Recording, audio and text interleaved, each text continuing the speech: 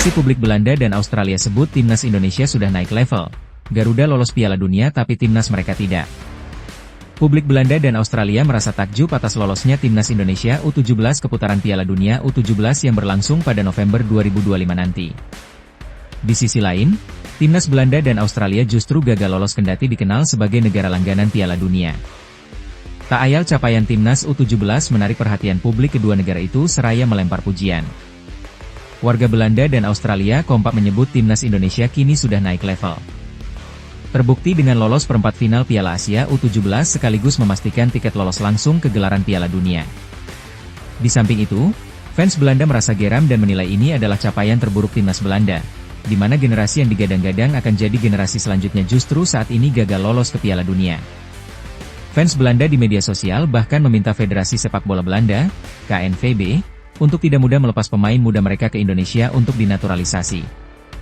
Tentunya hal ini sangat wajar dirasakan fans Belanda mengingat tiba-tiba timnas juniornya bermain sangat buruk.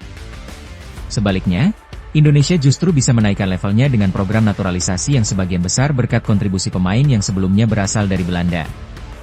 Melihat Indonesia lolos ke Piala Dunia membuat beberapa fans Belanda merasa khawatir akan semakin banyak pemain muda yang akan pergi dari Belanda di masa depan. Kekhawatiran ini juga dulu sempat dinyatakan oleh pelatih timnas Belanda senior yaitu Ronald Koeman.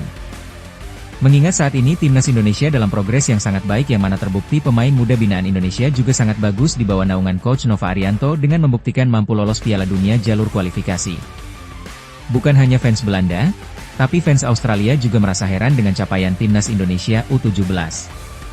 Publik Australia mengaku heran dengan peningkatan pesat skuad Garuda Muda di ajang Piala Asia kali ini. Publik Australia menilai beberapa waktu lalu mereka mengalahkan Indonesia dengan mudah, bahkan Australia mampu menjuarai Piala AFF. Akan tetapi sekarang seperti berbanding terbalik. Rupanya Australia sekarang mulai menyadari bahwa ikut Piala AFF bukanlah jaminan untuk tampil baik di Piala Asia karena Piala Asia sulit diprediksi.